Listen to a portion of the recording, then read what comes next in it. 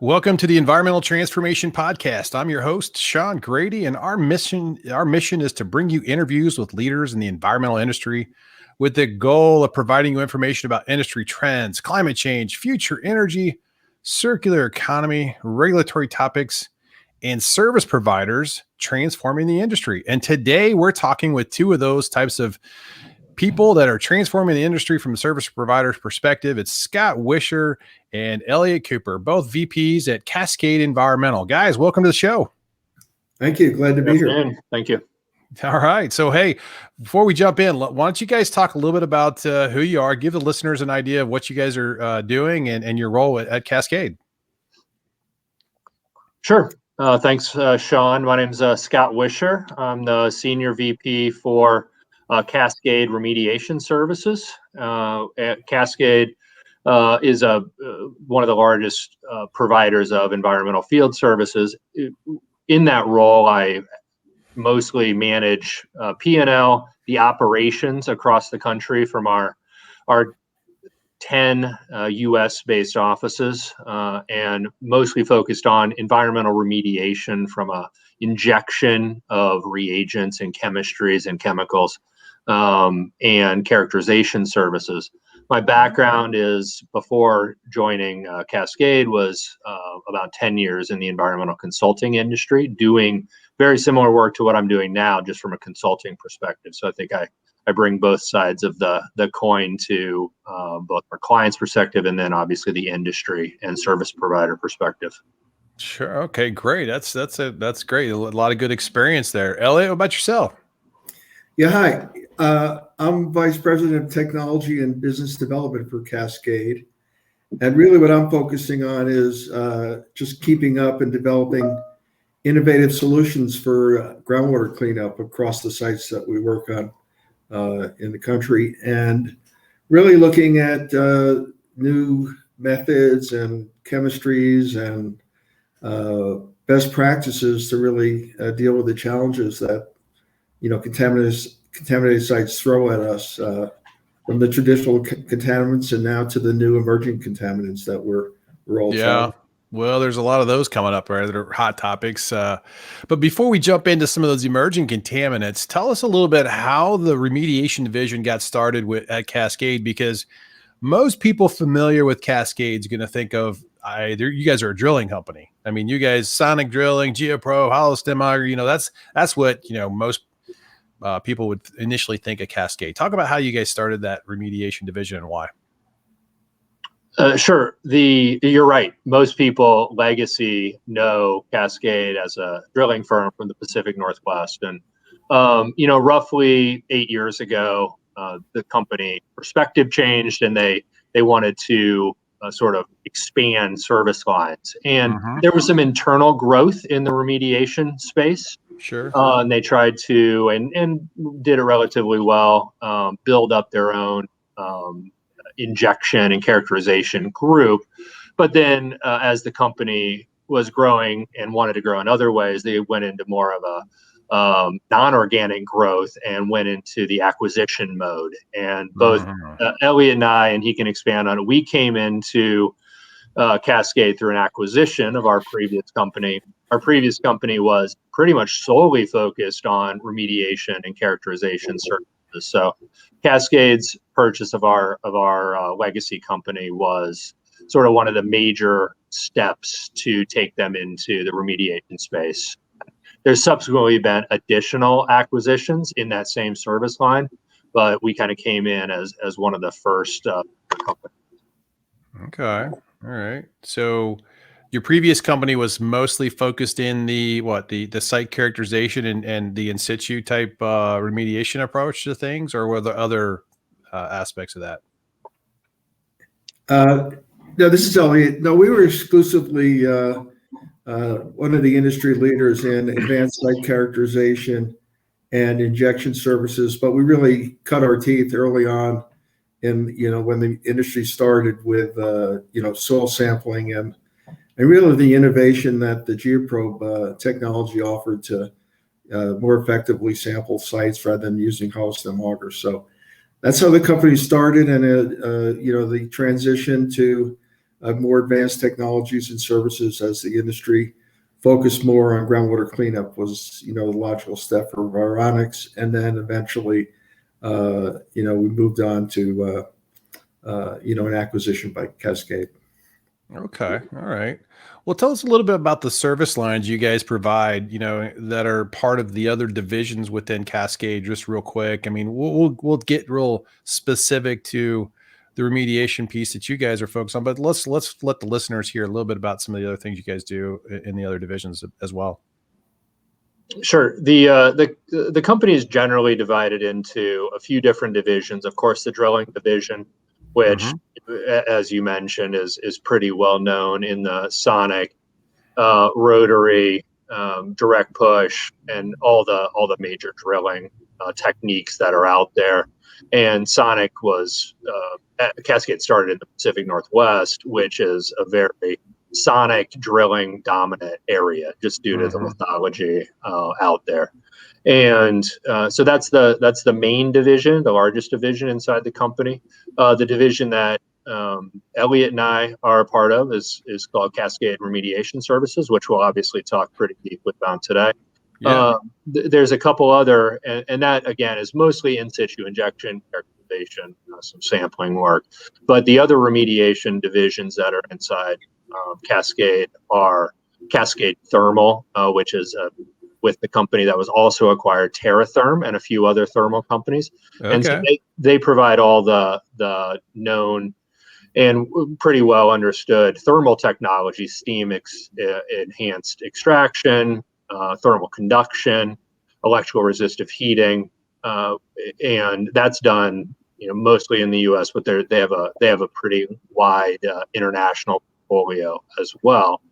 And then the other one is more of a yellow iron division based here in New Jersey, and that's called Panther, and they're a fully owned subsidiary of Cascade, and they do more dig and haul, in situ stabilization type work for a lot of sites that are, you can't be injected, or due to, money constraints, budget constraints, they can't be dig and hauled. So there's some unique combinations inside Cascade of the remediation styles.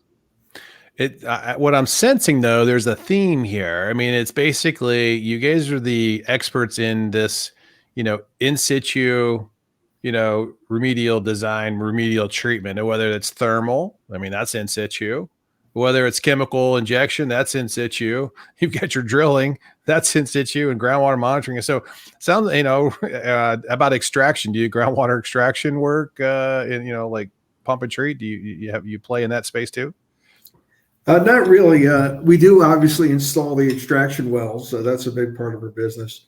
Sure. But that's really a space that's, pretty much dominated by services consultants provide. Sure. But in a lot of our injection projects, we do extract groundwater and use it for dilution water to re-inject. So we are familiar with extraction, but not to the extent that you would see in a pump and treat operation. Gotcha. Okay, well, I mean, we touched briefly on this emerging contaminants thing, and it is a kind of a big thing, right, in the industry.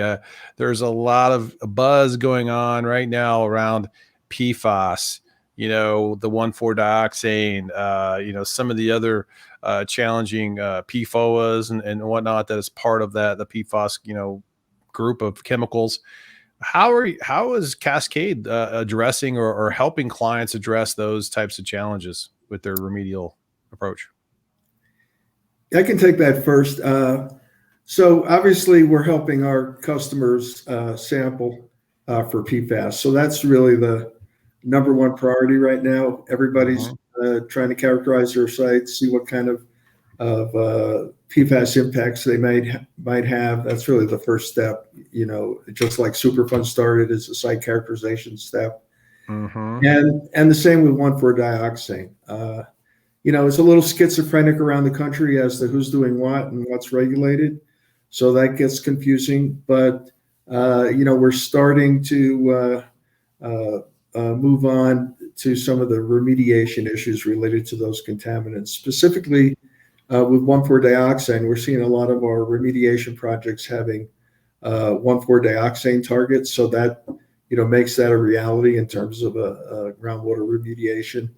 And we're also seeing, in certain instances, PFAS impacting, traditional cleanups at a site where it would have been maybe a petroleum project, but now there's a PFAS commingled. So, it's not fully consistently regulated around the country.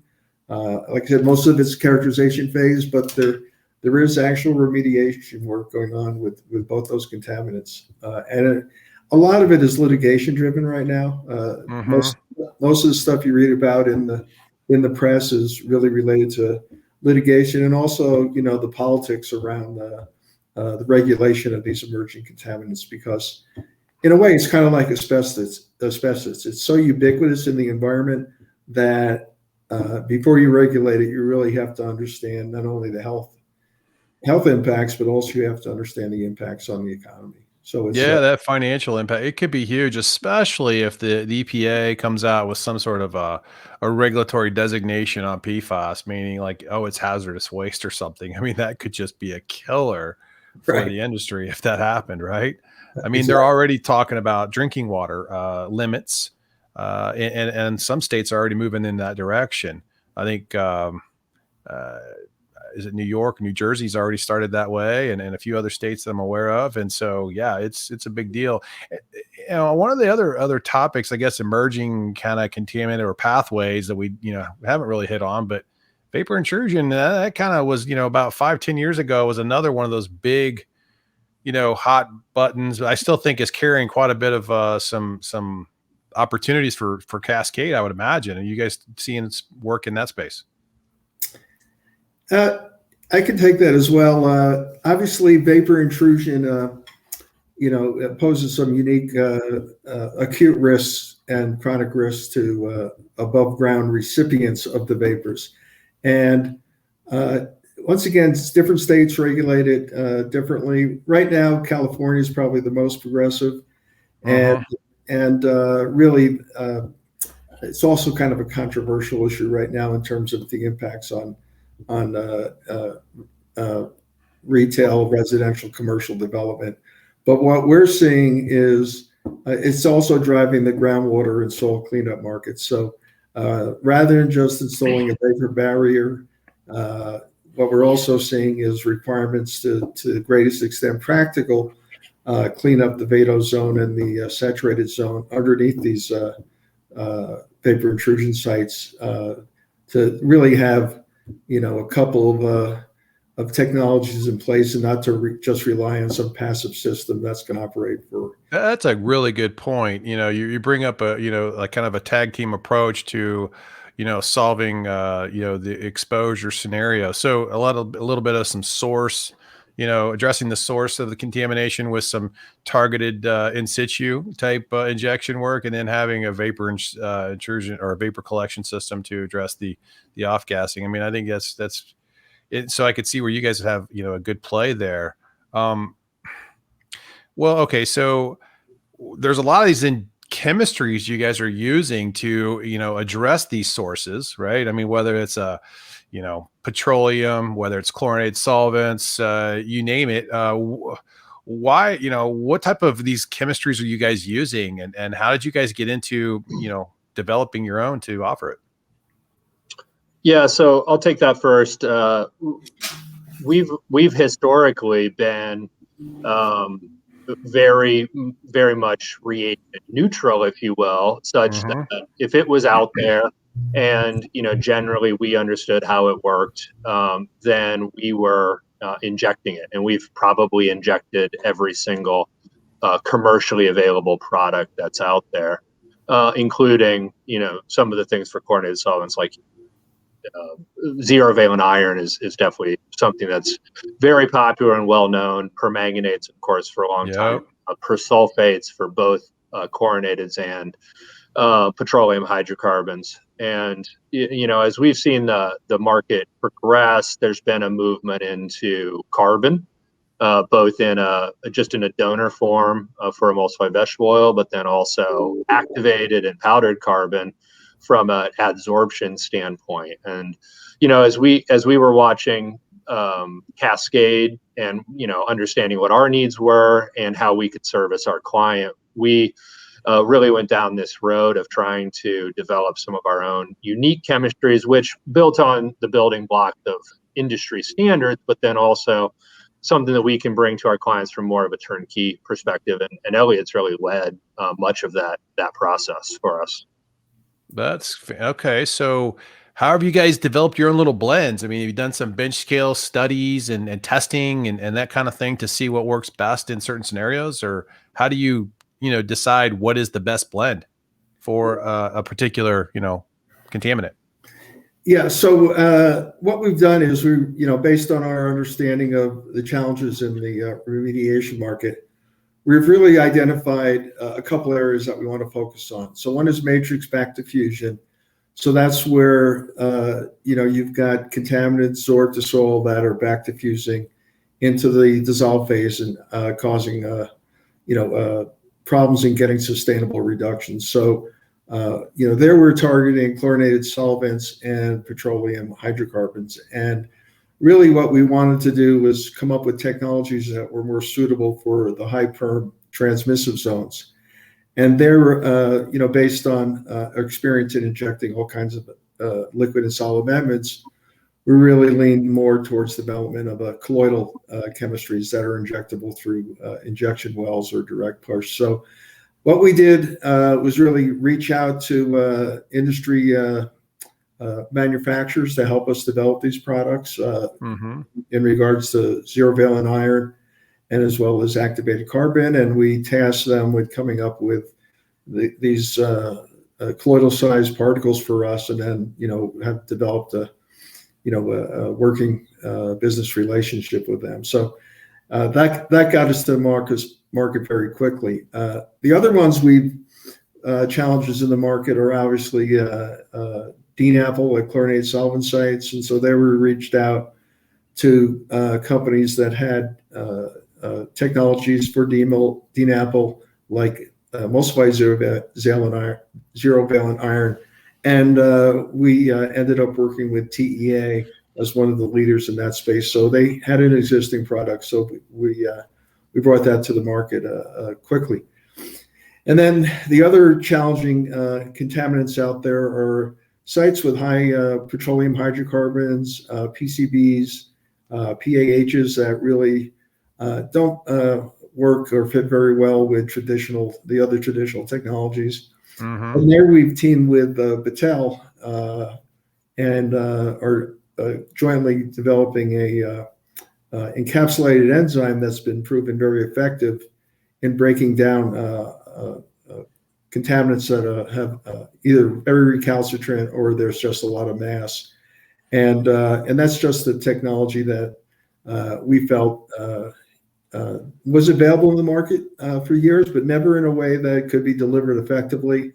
And Battelle has developed a patented approach to allow these enzymes to function better in situ applications. So that's really our strategy. We're not stopping there, but right now we've got our hands full, and we're always looking for new opportunities to go after the challenging contaminants and site conditions that our customers have. Yeah, no, I mean that sounds pretty interesting. So,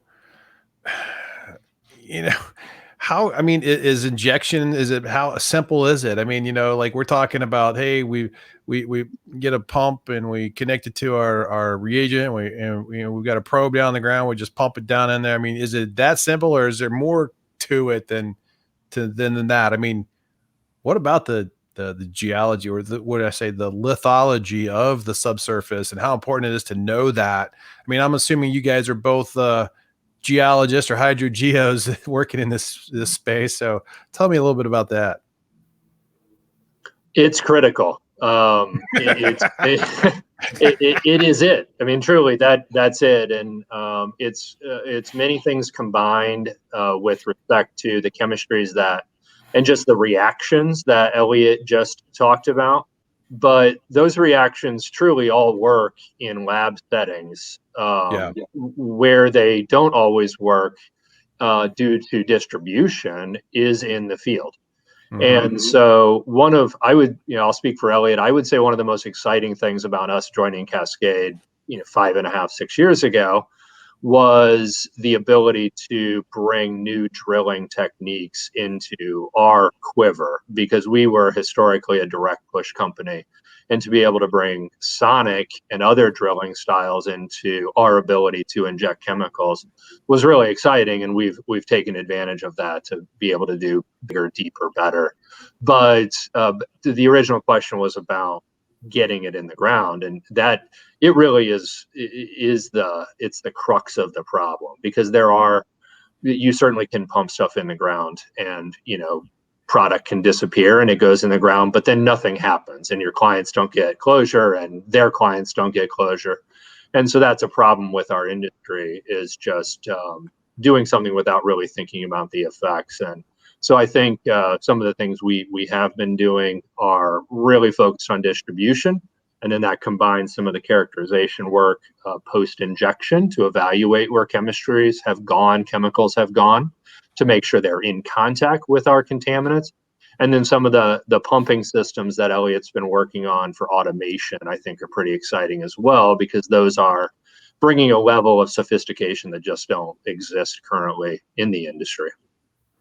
Okay. I mean, that sounds pretty, I mean, so Elliot, tell a little bit about this automation, type technology you're talking about. I mean, that sounds pretty intriguing and sounds like a digital enhancement to the process.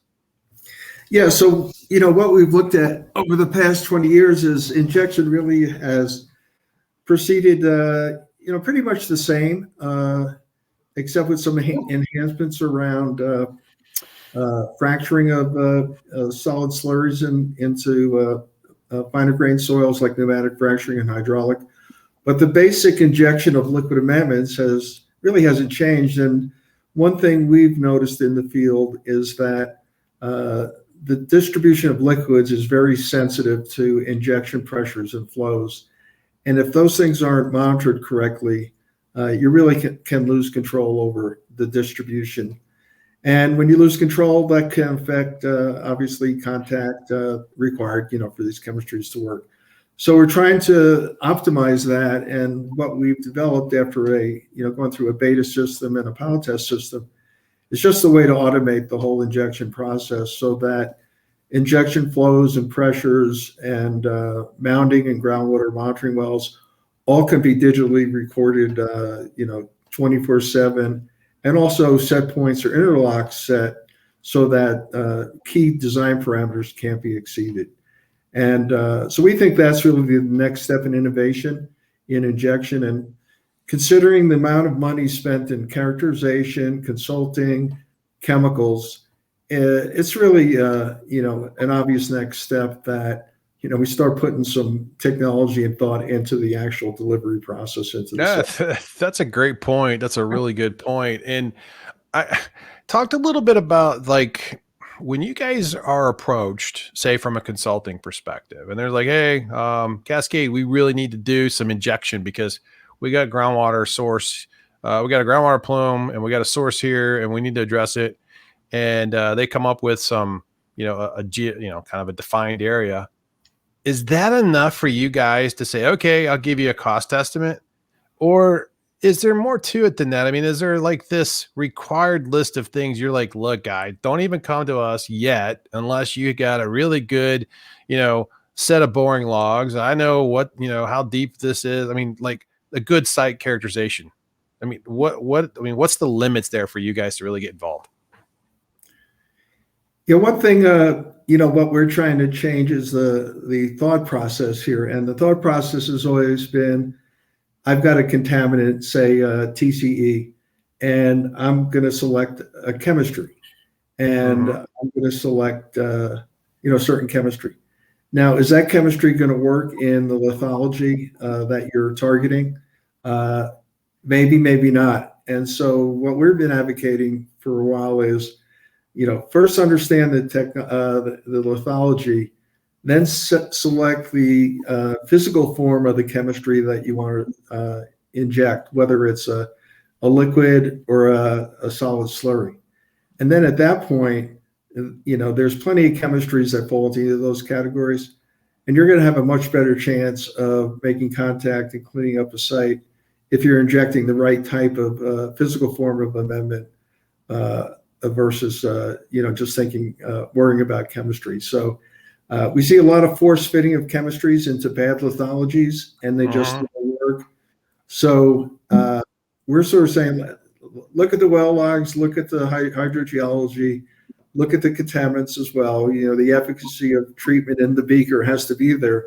But at the end of the day, is the physical form of that chemistry going to distribute and make contact that you need? And that's really a whole change of mindset in the industry that, we're slowly making some way chipping away at that. Do you also check or evaluate the natural biodegradation of the subsurface, and understand, like, are there good bacteria down there that can really, eat, break down the contaminants if they just are, like, fed a little more? I mean, do you go look in that space too, or is it just like, hey, I want to inject, these destructive products to really take care of the chemical? Well, there's a fair amount of bioremediation products out there which are sort of kickstarting that process. And then there's, of course, living organisms that are already there. And then you can enhance your injection with some of those organisms as well. So both of those, a lot of that would fall back on the consulting level. They're doing evaluations up front. But it's also gets back to your original question, which is what's the information we're, in the perfect world, what would be the best information we could have? And we certainly get a lot of information and which is incomplete. And so we would go back and ask them for evaluation. The consultant typically will always have more information than we do because they've been working on the site for years. And we can try to fill in some of those blanks of what we need in order to make those decisions that Elliot just talked about, which is solid versus liquid versus lithology, and sort of creating the most appropriate approach to actually get the site moving forward. And then that all, of course, that all fits inside your client's budget constraints, because there will always be those. And whether that's they've got this much budget over 10 years or they have this much budget in 1 year, and they're trying to get to the end point in some period of time. So that's always, of course, part of the decision, matrix. Well, okay. So talk about, conceptual site model evaluation and the importance of the contaminant mass distribution, understanding that, as you're developing these injection models. Well, obviously, the challenge that we face is contaminants that are absorbed into these heterogeneous sites. So unless you understand that distribution, it's really going to be tough to make some headway. So in most conceptual site models really haven't gone to that level of detail. And that's where, some of these new technologies, although not new, but, been around for a while, like the high resolution technologies like the membrane interface probe and optical imaging profiling tool. Those are all tools that can help you better understand distribution between the fine and coarse grain material. And that's really the first step. If you don't understand that, you really don't have a chance of getting to a sustainable endpoint. Gotcha. So, and so some of those technologies and tools you just mentioned, you guys offer support and certain drilling services to, map that out too, right? Exactly. That was one of the first things that at Vironics we did, was we were the first adopters of these tools. And then obviously we right now have the largest fleet and of this type of equipment in the country. So it's a service we provide. We can take that data and put them into 3-dimensional targeted remediation plans, so that can save time and money. And then we also can use these tools to troubleshoot remediation, so we can look at before and after injection.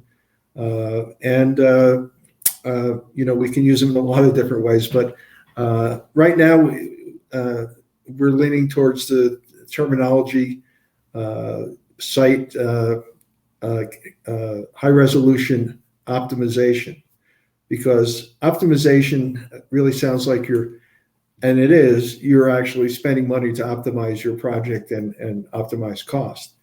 A lot of folks, when they hear characterization, start, squirming because they've already dumped a big load of money into characterization and they don't want to add any more to it because they don't sense that they're getting a return on that investment. So it's really an optimization step that's critical to really controlling the life cycle costs of these remediation projects. And we've provided. Well, let's talk about the life cycle, process of injection a bit. I mean, so, what's it look like? How does it work? I mean, what's the timeline of, an injection project? And, is this a one and done thing? Is this, multiple, come back and re-inject over, a period of time? Talk about this, because I think there's a lot of like mystery on, hey, I injected, I'm done. Maybe, I don't know, but talk about that. No, that exists, and we see that often. And I think that gets back to the point about what are the end goals, because there are certain sites where cleanup isn't necessarily the goal. Mm-hmm. It's offsite migration. And so there are technologies out there with permeable reactive barriers where all you're trying to do is treat water that's leaving the site so it doesn't impact your neighbor. And so that's one end goal. Nothing's getting cleaned up per se on the property. You're containing, and for right. If it's an industrial facility and will be for the next 100 years, that might be an okay endpoint for them, that the material leaving the site is clean, but everything on site they recognize is dirty and is probably a longer term challenge. From the technology standpoint, in situ chemical oxidation is known to be a multi-use event. There's very few ISCO, chemical oxidation events, that are one and done, mostly due to distribution, but then also just due to mass challenges with how much mass there is versus how much oxidant you can put into the ground. So I think you have to frame it not only in the approach and how the reactions work, but also what the end point is for any particular client. So when you're trying to establish, like, what does that schedule look like? Is that part of why you guys need so much information up front, like that mass distribution or that mass quantity evaluation up front? To actually have a design basis that is defensible, you really need to understand that.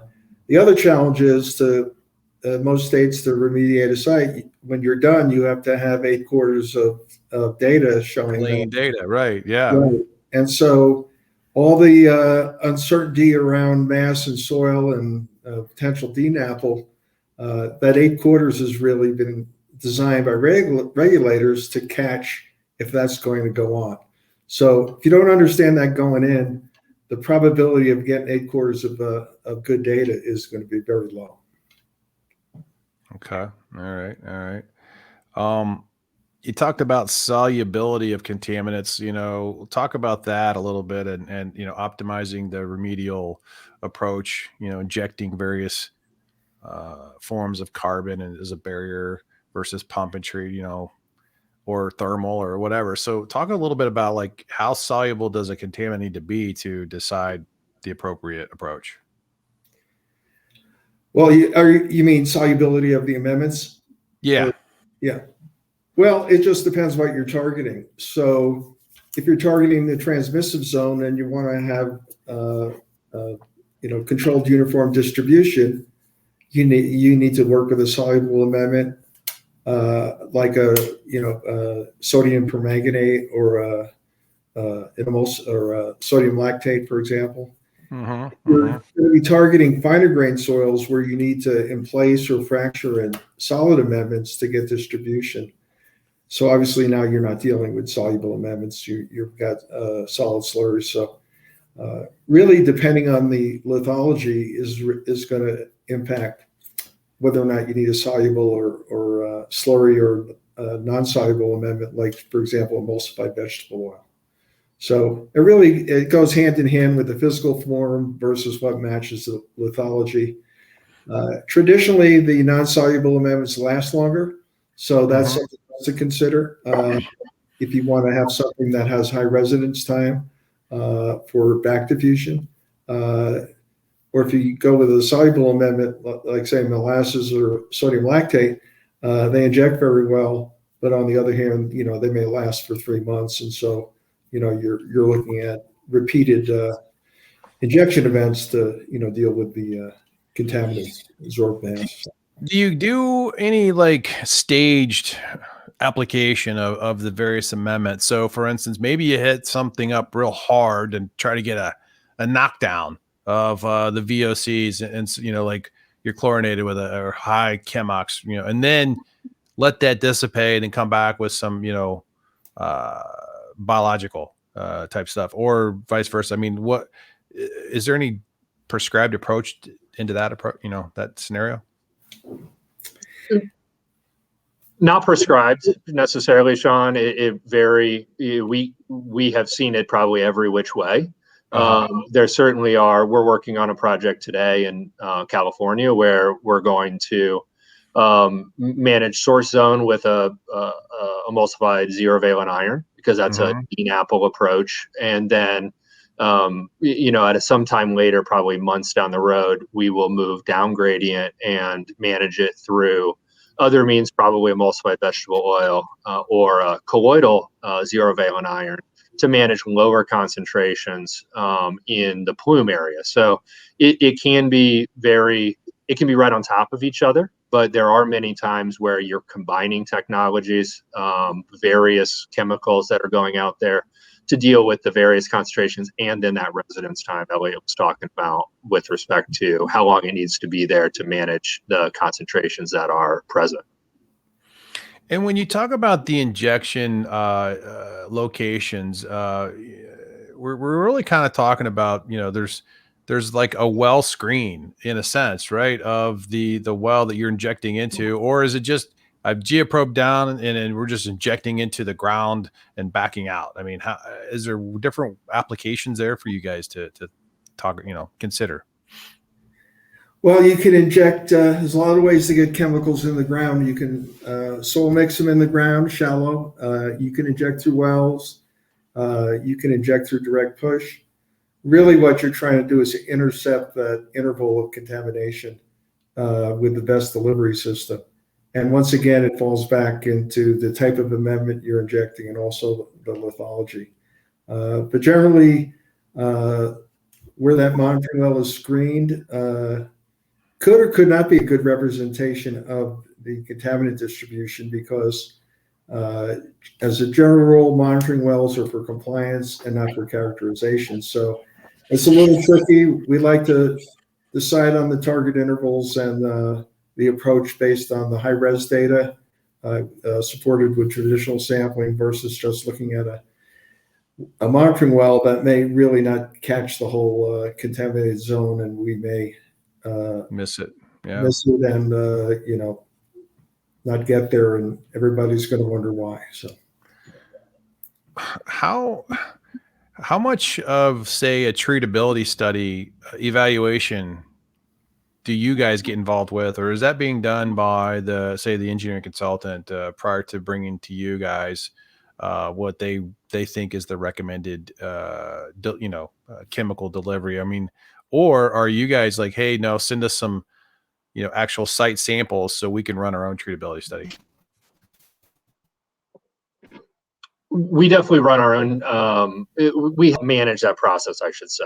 Okay. Many times the client will evaluate concentrations. We have our input. Many of the amounts of chemicals is relatively well known based on the concentrations. We need this many pounds of some product to clean up this many pounds of TCE, for example. However, part of the distribution or part of the ability to get it out in the formation, it will impact how those chemicals react with the contaminant. And so I think there's a lot of room for bench analysis, on top of, as long as you're using site soil, site groundwater, I think that's the most appropriate way.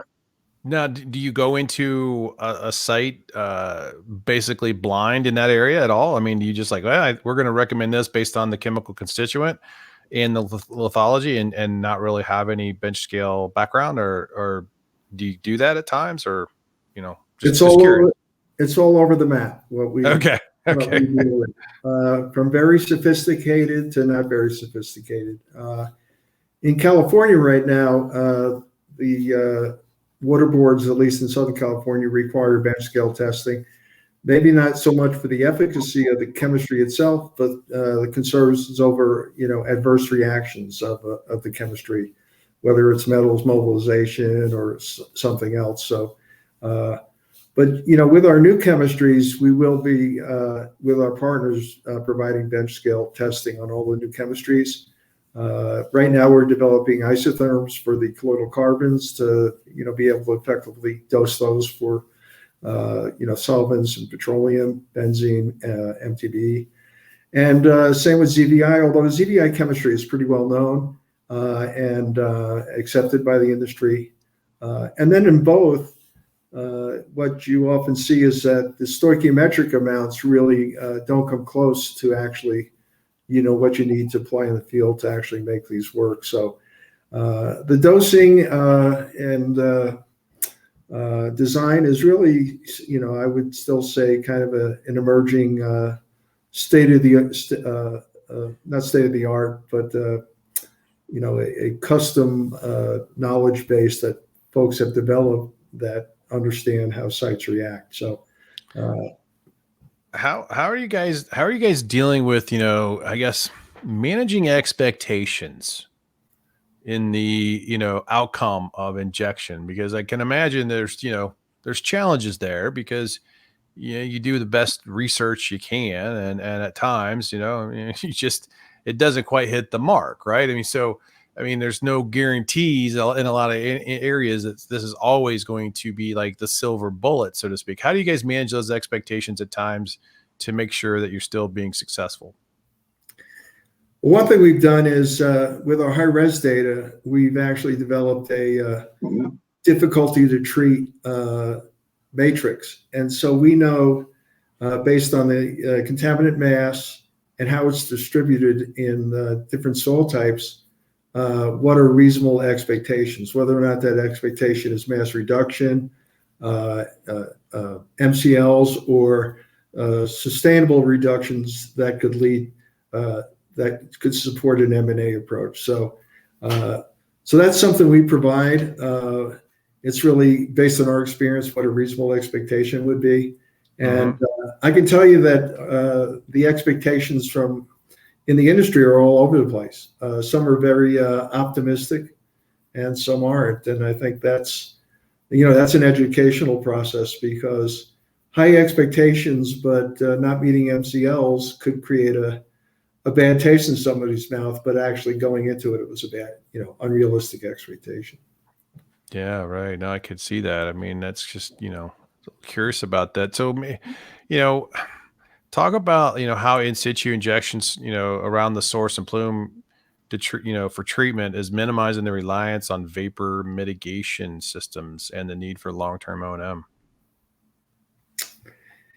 Well, what you're doing is knocking down mass in the dissolve phase and the sorb phase. So that's mass that's volatilizing into the breathing space. So that's how you do it. And a lot of the groundwater projects we work on, the final compliance point is actually a monitoring of vapor concentration in the airspace versus, a major focus on the drinking water. So, Right.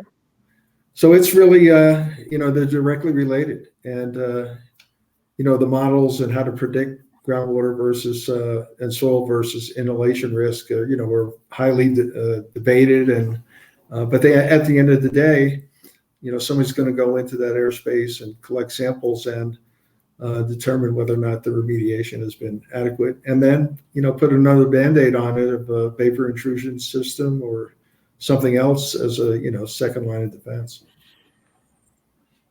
How are you guys handling, some of the industry trends with the various agencies now? I mean, there's so many agencies that are really going and pushing a more risk-based approach for cleanup versus a, source removal approach.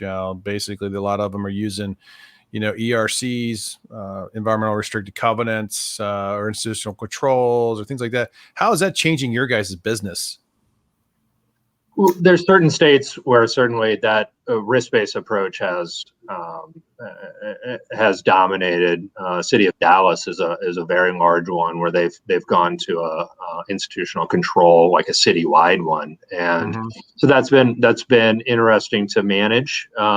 There's still certainly plenty of end users, even if the cities, states, federal government is going to a risk-based standard. There's many folks who don't want the liability on their books from a risk, from a just cost perspective, long-term cost perspective. So they're willing to spend the money now in order to clean up the sites, even if they're not being driven by a regulatory requirement. Now, certainly most people will save money where they can, but at the same time, there's many clients who are willing to also continue to try to clean up the sites that they've created or owned. So there's definitely been some changes with us on risk, but we continue to see opportunities in all of our historical locations that have produced opportunities. So I still think it's a viable market. While we've had to, I would say we've seen opportunities get risk away, as they say, more often, but it's still a developing trend. Gotcha. And Sean, I'll put on my environmental hat here, but one of the greatest issues with failures of institutional controls was Love Canal. So okay, yeah, you're right. And I'm familiar with that one. Yeah, so as being in this business to clean up groundwater and enhance the environment. It does get a little frustrating seeing the amount of contamination that's left in the ground, but I understand the financial implications of that, or the technical implications. But obviously, there's plenty of remediation work that goes on that doesn't take that path. So sure, yeah, absolutely. Well, let's talk about where do you guys see yourselves in the next 2 to 3 years? I mean, I gotta imagine lots of growth opportunity for you guys, and I'm sure COVID was a little challenging for you. So we talk a little bit about where you guys see yourselves in the next couple of years here as we wrap up. Yeah, sure, I'll take that. I think both Elliot and I are excited about the opportunities, both in the industry and with Cascade. Some of these new things that are coming into our world, including a branded chemistry, being able to sort of turnkey and bring a next level opportunity to our client is really exciting for us. Some of the automated pumping systems, I think, will probably be pretty revolutionary in the industry once they take hold and become pretty well understood and pretty expected, because of all the money Elliot talked about being spent for some of the reputation of it being one and done, and all of a sudden I'm done, and that's not necessarily reality. And so I continue to see both Elliot and I and our groups growing, trying to combine technologies. That's, like I mentioned, that's one of the most exciting things, where we can bring in various different technologies to do the thing that we're really good at, but bring in a sonic rig, bring in air rotary, bring in thermal with our group. I think that's a really exciting thing that you'll see take off and just be more enhanced inside our group over the next few years. Yeah, I mean, the full package of the site remediation from an in situ perspective that you guys bring is pretty amazing when you think about it, from the drilling to in situ to thermal to barrier wall there's all kinds of stuff here that is really at the point of how to address these subsurface contaminants and sources. I think you guys are poised to really do a lot of growth. And then these injection blends is pretty important. I mean, I think I think you've got something there. And how would somebody go about finding out more about these individual new blends that you have so they can learn about their capabilities? Who would they get a hold of? How would they, find out about this information to evaluate it for their project?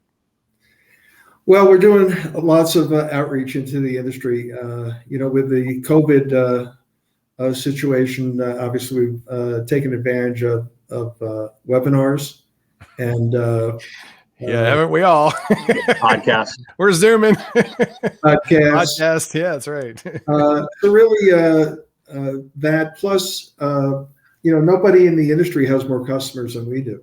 So, we pretty much touch every environmental consultant in the country Sure. with our services. So we have a very inside track with our existing customer base to develop new services and products that they can use. So unlike some technology vendors that just have to go out and market, we've really got a tremendous customer base to take advantage of. So that's really going to be our strategy. And then once the U.S. opens up, we'll be hitting the streets. Hitting the streets, taking people out to lunch, having barbecues at their offices, having open houses, all the things we did before, site visits, Right. Get back to normal. But right now it's really been, just working with customers and actually implementing field projects. No, that's good. Well, I mean, I'm excited to see where you guys go, and grow here in the next few years. And you guys are the first top of mind type contractor that I think most people think about when they're looking for drilling support. And now I think they're going to think more about, they also do this injection remediation. I need to make sure I tap into that aspect of their services too. So I'm glad, and we'll throw in thermal too. So I'm glad we got to highlight some of this for you guys today. Looking forward to hearing some feedback from your customer base and getting a chance to educate them on all you do. And I really appreciate you coming on the show today, guys. And we look forward to getting this out here in the next couple of days and letting people know more about what you guys are doing in this aspect of Cascades business. It's great. Great. Thank you so much. All right. Thanks a lot, guys. Appreciate Really it. appreciate it. All right. Bye-bye.